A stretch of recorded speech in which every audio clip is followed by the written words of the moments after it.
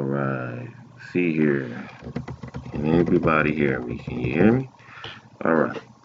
So let's start here. Okay. I found an article today about fighting gang stalking, and it's a Contel Pro news report from 2016 through 2018. And this is the website is fightgangstalking.com. And some of the people or the author of this article is Keith Forrest. Okay, and he's one of the activists that exposed the Contel Pro program. And see here, we also have a Scott Shackford. He's with Reason Magazine, and his article was written on the 28th of September of 2016. And he says, if you think government surveillance is no big deal, talk to these victims of the gang stalking. Okay. So let me read to you what it says here. It says, gang stalking is very likely a disinformation term created by U.S. intelligence agencies. It refers to the intense, long-term, unconstitutional surveillance and harassment of a person like myself who has been designated as a target by someone associated with America's security industry. Such operations have nothing to do with criminal gangs. Official domestic counterintelligence operations of this type are apparently perpetrated by federal agents and intelligence security contractors, sometimes with the support of state and local law enforcement personnel. Sometimes. Unofficial operations of this type are apparently perpetrated by private investigators and vigilantes, including former agents and cops, some of whom are members of the quasi-government associated of law enforcement intelligence units, which stands for LEIU, sometimes on behalf of corporate clients and others with connections to the public and private elements of America's security industry. Now, the goal of such operations in parlance of counterintelligence agents is disruption. That's very key to remember, all UTIs out there. Excuse me. Disruption of the life of an individual deemed to be an enemy, a potential enemy, or clients or members of the security state. Arguably, the most accurate term for this form of harassment would be counterintelligence stalking. Agents of the Communist East Germany Stasi state police refer to the process as Zerzingsang, German for decomposition or coercion. That's what the word means. That's what the counterintelligence stalking means. A reference to the severe psychological abuse of a person, social abuse of a person, you know, talking about you bad on social media, doing things psychologically to you to try to make you look mentally unstable, and financial effects upon the victim, which would, most TIs can't keep a job for some, reason.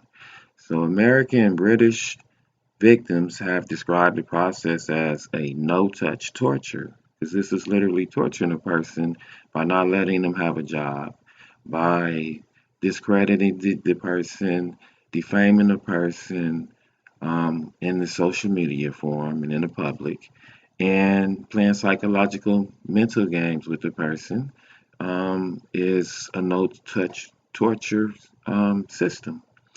It says, continue to say, as a phrase which also captures the nature of the crime. It is cowardly to do this, especially in the groups it's being done. You're dealing with like maybe 50 to 100 people against one person, and all these people are around this person doing these no touch torture tactics to drive the person to either commit suicide or to go crazy.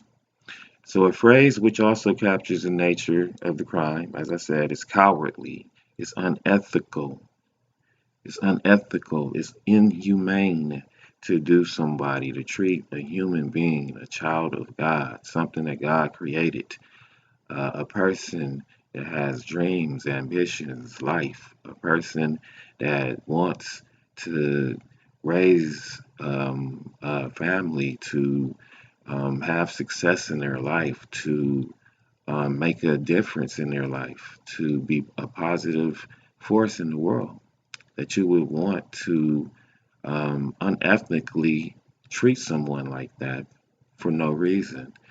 And it's also, as it says, often illegal, but difficult to prove legally because it generates minimum forensic evidence. So tactics include, but are not limited to, slander, backsliding, mobbing, intense organized harassment in the workplace, black bag jobs, residential break-ins, abusive phone calls, computer hacking, cell phone hacking, framing, threats, blackmail, vandalism, street theater, staged physical and verbal interactions with minions or perpetrators of the people who have orchestrated this stalking crime, harassment by noises, trucks, as you just heard, probably planes, public working, and other forms of bullying. So both the facts and the geographical distribution of relevant published news reports, as well as other evidence cited on this website, which is gang stalking, fightgangstalking.com, and others suggest that such stalking is sanctioned and in some cases orchestrated by federal agencies. However, news reports, incredible information, and personal experiences indicate that such stalking is also sometimes used unofficially for personal and corporate vendettas by current and former corrupt employees of law enforcement and intelligence agencies, private investigators, and their clients. Okay, so since counterintelligence stalking goes far beyond surveillance, folks, I'm going to say that again. Since counterintelligence stalking goes far beyond surveillance and it goes into the realm of psychological terrorism, to continue to put colors in front of a person, to continue to stalk a person, to continue to harass a person, to continue to street theater on the streets, riding a person with your high beams, to continue to follow and stalk and harass, driving in the individual's lane, driving one's car at a person, stopping within inches of a person's bumper with your high beams on, crowding a person on the street. All these things are corrupt and evil. All these things are corrupt and evil. And it is essentially a form of extrajudicial punishment. As such, the harassment is illegal even when done by the government. Again, the harassment is illegal even when being done by our government. It clearly violates, for example, the U.S. Constitutional Fourth Amendment, which prohibits unwarranted searches, and the Sixth Amendment, which guarantees the right to a trial. Such operations also violate similar fundamental rights defined by state constitutions. Stalking is also specifically prohibited by the criminal codes of every state in America. Also, I'm going to add, there was just recently a judge that ruled that it is unconstitutional.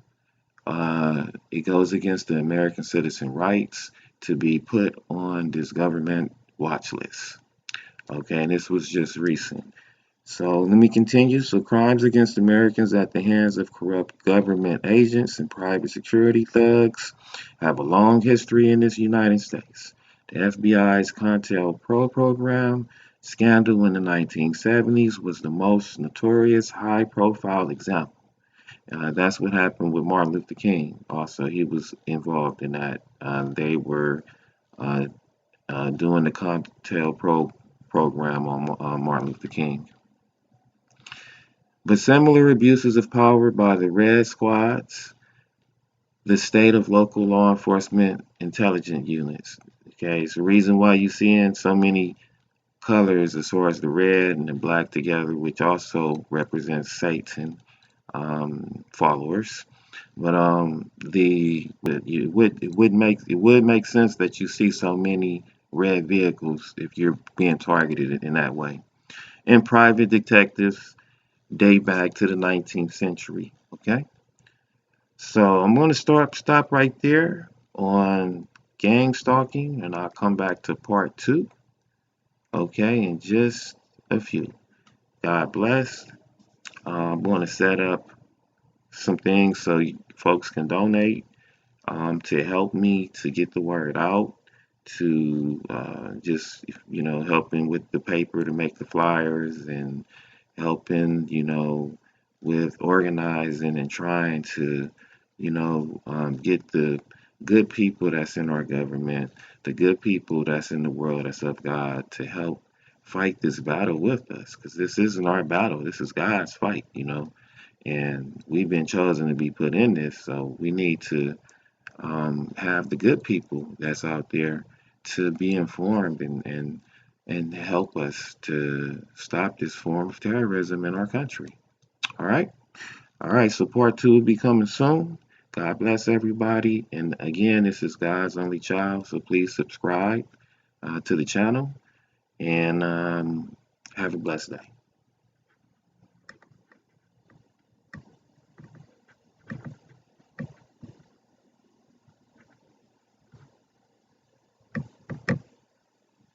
All right.